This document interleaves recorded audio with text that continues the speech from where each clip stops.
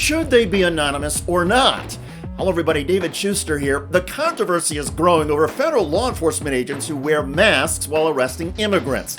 And now the debate has been joined by a high-profile conservative. On CNN, Bill Kristol was clear in his condemnation of ICE. It's pathetic to pretend that, we're so concerned about their safety, they have to wear masks. I grew up in New York City, 40,000 cops, extremely dangerous circumstances. None of them wear masks except in extremely rare occasions when they were going after some gang leader who might have relatives who go after them. If ICE agents have functioned in this country, they didn't wear masks, they shouldn't wear masks. It's total nonsense. And it's for intimidation. It's not really for their protection. It's ridiculous. Since President Trump took office again, there have been countless raids where agents with the Immigration and Customs Enforcement Agency wore masks or face coverings. Sometimes the agents have also worn military-style tactical gear while pointing weapons. Recently, heavily armed ICE agents stormed into an Italian restaurant in San Diego. Diners and many residents were infuriated. They yelled at the agents and filmed as the agents retreated on the street. Shame! Back up! Yeah, back up! Back up! Shame! Shame! Shame! Shame! Shame! Shame! Shame! Shame! Shame! Shame! Shame! The restaurant owners closed their establishment for 2 days, stating that the traumatic incident involving a federal enforcement operation at our South Park location has left a mark on all of us.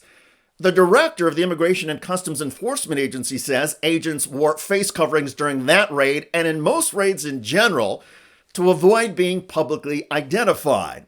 According to ICE Director Todd Lyons, some ICE agents who have not worn face coverings have had their photos splashed across the internet where anti-deportation activists identify the agents, subjecting the agents to personal threats.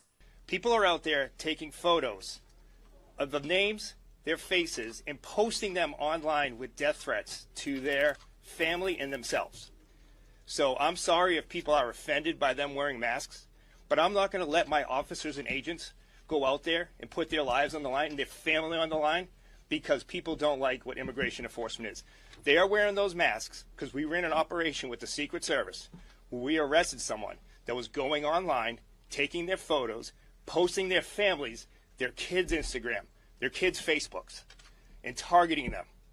So, federal law enforcement agents do not like being targeted or having their families targeted, even as the agents target immigrants and tear apart immigrant families. And to be clear, many of the so-called illegals who have been arrested are actually American citizens. Others who are not documented have committed no violent crimes. But the Trump administration keeps sweeping up nearly everybody in these raids who speak Spanish or have a tattoo that agents do not like. So one can understand why concerned citizens might be angry. Also, most ICE agents on these raids have refused to answer any questions about their face coverings or engage in a civil conversation with witnesses. Here's a recent exchange that a resident recorded with ICE agents in Martha's Vineyard. I know what my rights are, and if you break them, be forewarned that I will do what I need to do to protect myself. Okay? Good. Why do you wear the mask? Why can't you answer that question? Huh? I mean, I don't understand why you don't answer the question. If ICE agents are really concerned for their public safety, they should explain that when asked. They could easily say, well, we've had colleagues who have been doxxed, and I don't know what people recording me might do with my information. But to stay silent is obnoxious and disrespectful, and it only fuels public anger and suspicions that ICE is throwing out the Constitution. Also, conservative Bill Kristol is correct when he points out that police officers in America's most dangerous cities do not wear masks and will show their badges and identify themselves when asked. It's part of police protocol, and it helps citizens distinguish between real law enforcement officers and people who may be pretending. If a citizen believes they are acting with a real law enforcement officer, that citizen is more likely to cooperate and less likely to respond to a weapon with their own weapon. Yes, police officers can be publicly identified and threatened and doxxed, but generally, police officers who follow the law and respect constitutional rights do not get threats.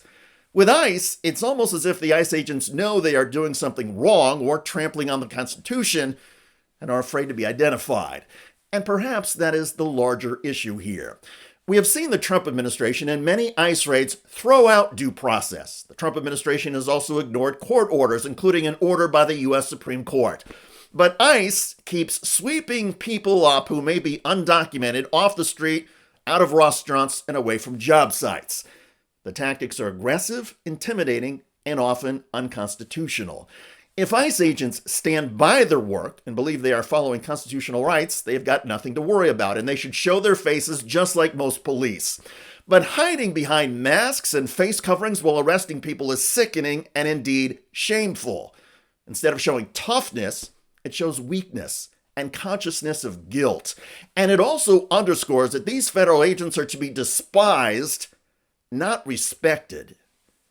I'm David Schuster. Thanks for joining us.